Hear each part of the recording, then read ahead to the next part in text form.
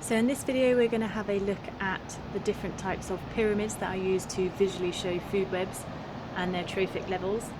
There are actually more different types of pyramids that we're going to go through today, but specifically for you guys with your course, you need to know about pyramids of numbers and also pyramids of energy. So those are the two that we're going to go through in this video.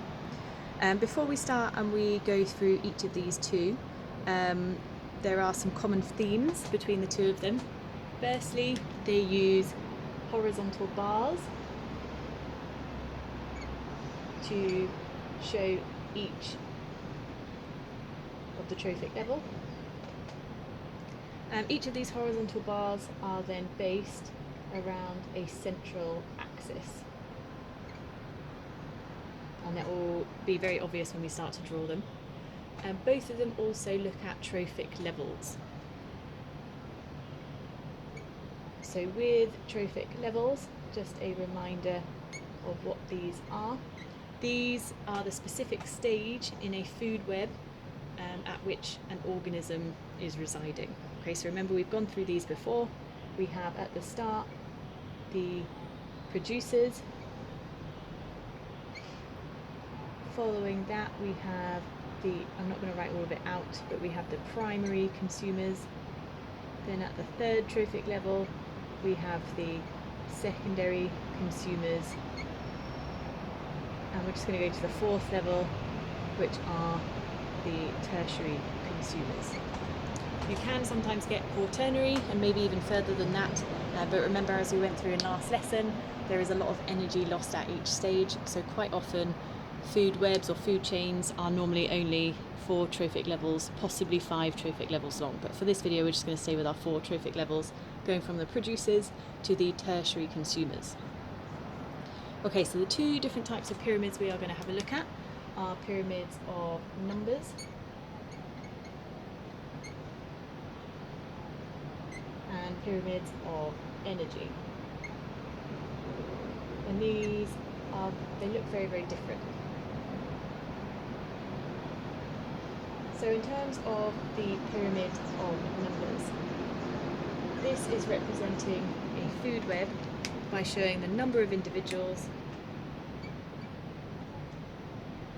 at each trophic level.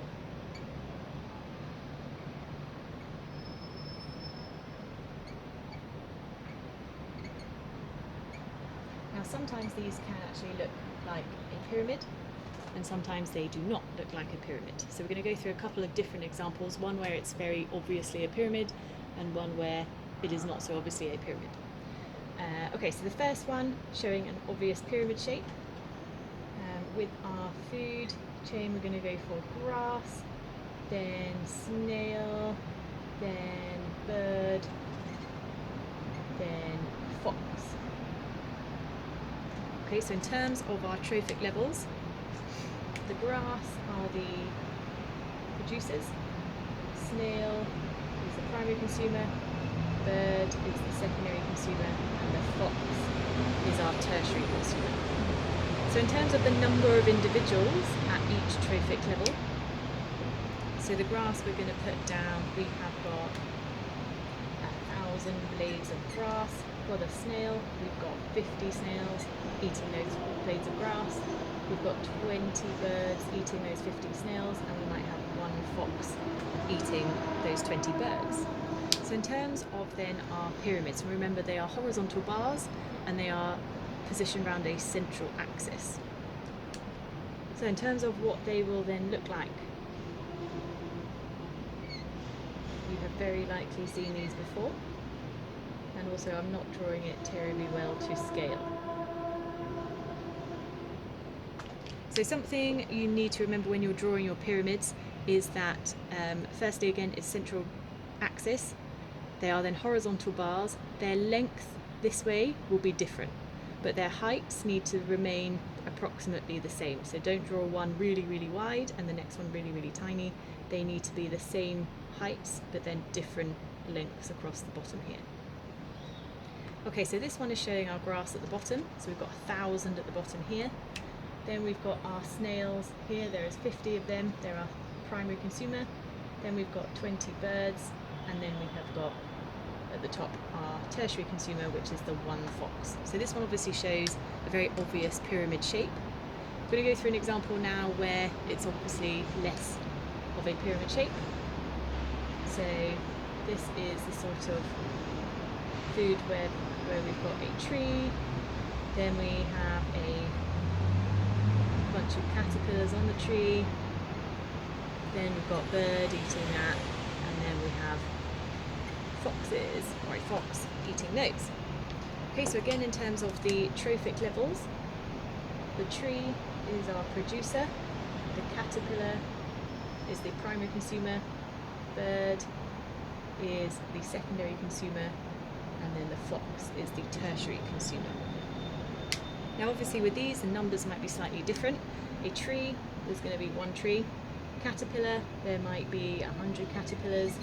Birds, there might be 20 birds and maybe one fox. So in terms of then drawing that as our pyramid, so again horizontal bars, central axis, we have got one tree, then we've got 100 caterpillars living on our one tree, then we've got 20 birds feeding off our 100 caterpillars, and then we've got our one fox feeding off our 20 birds. So again in terms of the trophic levels for this, the tree down the bottom is our producer, the caterpillar is our primary consumer, the bird is the secondary consumer, and the fox is our tertiary consumer. And this is an example where the shape of this pyramid of numbers isn't necessarily a very obvious pyramid shape. Then we have the pyramids of energy. So in terms of what this actually means, a pyramid of energy is showing the energy converted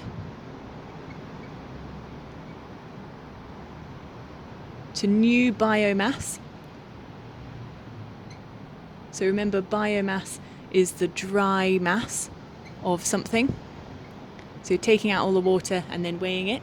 So the energy converted to new biomass by the organisms at each trophic level.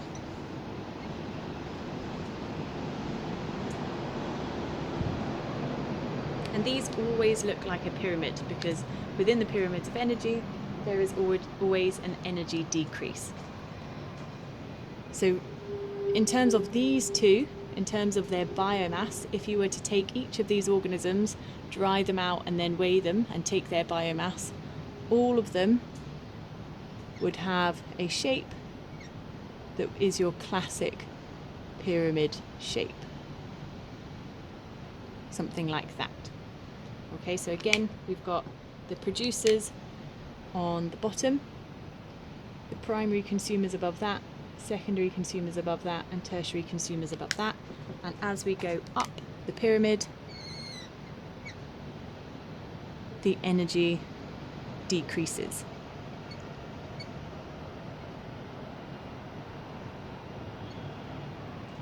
Now remember previously what we've had a look at in terms of energy loss at each stage of a food chain or a food web.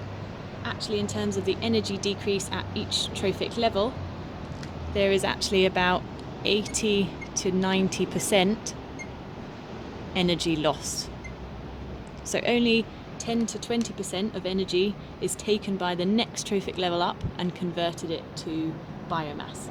And that is why quite often your food chains or your food webs are only a few stages long.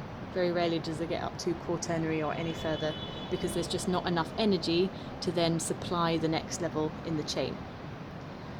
The final thing with the pyramids of energy is that you need to know the units for this. So the units show the energy per unit area